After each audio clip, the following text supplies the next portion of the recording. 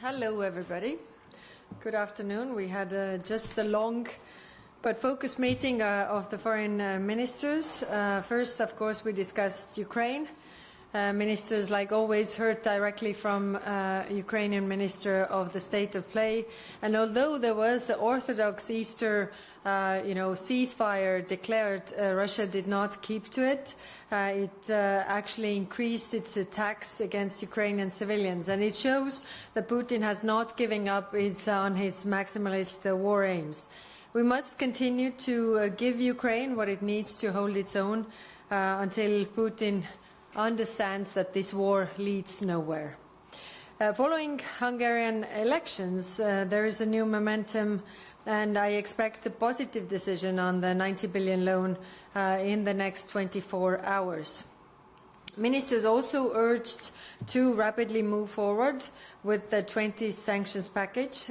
We should also revisit long-blocked decisions, including opening negotiation clusters with Ukraine, also the European Peace Facility Weapons Fund. Also, we should revisit sanctions that have been on the table and not agreed before, but also we should move on with the new sanctions package. EU remains Ukraine's biggest supporter, in addition to the military and financial support. Also, our EU mission has now trained over 90,000 Ukrainian soldiers. And there was also broad support today to move ahead with the fourth pillar of European security guarantees, focused on the defense sector reform, hybrid cyber threats, as well as the veterans. However, wars are not only fought with drones and missiles. We must also continue to fend off Moscow's destabilization attempts. So today, ministers approved additional sanctions against those behind disinformation campaigns inside the European Union. We also extended measures against those destabilizing Moldova. While Russia bombs museums, destroys churches and seeks to erase Ukrainian culture, it should not be allowed to exhibit its own. Russia's return to the Venice Biennale is morally wrong, and also EU intends to cut its funding. Finally, we will come with proposals to restrict former Russian combatants' entry to the European Union by the time of June European Council. Turning to the Middle East, the region stands at the moment of both risk and opportunity. Ceasefire in Iran and Lebanon largely hold, but they come with a rapidly nearing expiration date. If the fighting resumes tonight, it will come at a very large cost for all, and that is why it is important that the next round of talks happens. Lebanon is paying a heavy price for a war it did not choose. We heard today from Prime Minister Salam about Lebanon's peace talks with Israel and its efforts to lift the country out of Hezbollah's grip. There are too many civilians that have lost their lives in this war. Europe has committed 100 million euro in humanitarian assistance. We also continue to support the Lebanese armed forces and work on a possible EU civilian mission.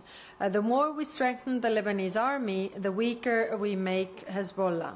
On Iran, ministers were clear that the freedom of navigation is non-negotiable.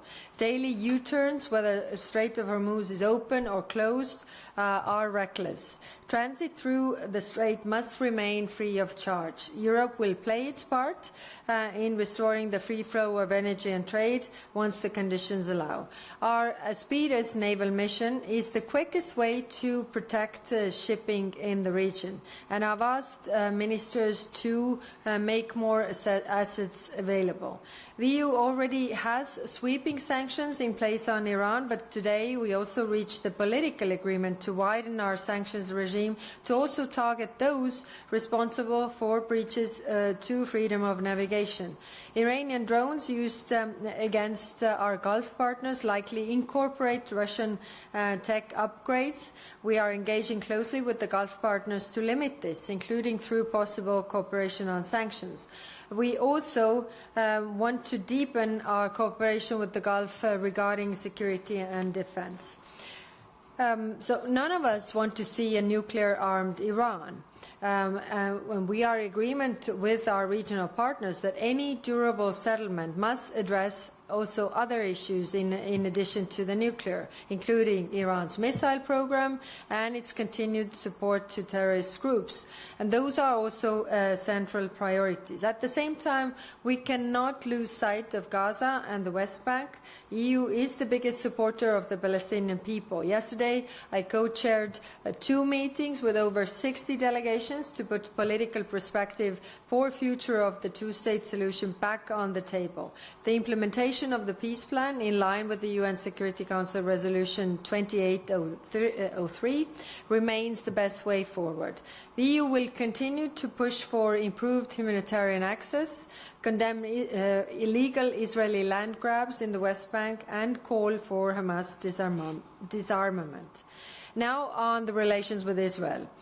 Some member states today proposed a full or partial suspension of the EU association agreement, as well as for restrictions on trade coming from settlement, and others were expressing their opposition to such proposals. Given that the suspension of the association agreement needs anonymity, there was no support for this needed in the room. And the measures that we have already on the table that require a qualified majority will require states shifting their position. We didn't see that today, but these discussions will continue. Syria has so far escaped the regional war, but risks to its stability remain. Ministers today reaffirmed our support for Syria's transition. Our new counter-terrorism blueprint for the region will strengthen cooperation within the global coalition. The European Commission has now proposed a full resumption of its 1978 cooperation agreement with Syria. We will discuss further support next month when we host Foreign Minister of Syria for the EU-Syria high-level dialogue. Ministers also stressed that Europe has a strategic interest in a stable and secure South Caucasus. Progress in the Armenia-Azerbaijan peace process is a real opportunity for the region, and the EU is significantly stepping up its support. Today, ministers agreed to establish a new EU civilian mission for Armenia. It will strengthen country's resilience against massive disinformation campaigns and cyber attacks. When Armenians go to the polls in June, they alone should choose their future. We also look forward to Yerevan hosting a first-ever joint summit in May, which will be a testimony of our deepening partnership. Azerbaijan remains an important partner on energy and connectivity. We want to deepen our ties and will resume negotiations of a new bilateral cooperation agreement soon.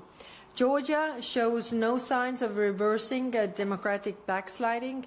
Ministers had an explicit message that Georgia needs to change the course. And of course, also, genuine engagement in human rights dialogue would be indication that they want to change the course.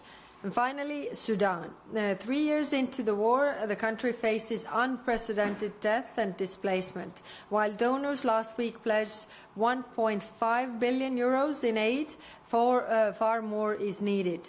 The EU's priorities are threefold. First, push the ceasefire efforts. Second, advance civilian transition. And third, strengthen accountability. Progress on the EU's initiative on protecting critical infrastructure would be an important step. And together with the Netherlands, the European Union is preparing to support a UN ceasefire monitoring mechanism. We also reached a political agreement to impose new sanctions on those benefiting from the war, because as long as regional powers fuel and profit from the war will drag on. Ministers also addressed many other issues, including Council conclusions on energy and climate diplomacy. The wars in the Middle East and Ukraine show how important it is to diversify supplies and reduce dependencies on fossil fuels. We had many more important topics today, but I will stop here and ready to take your questions.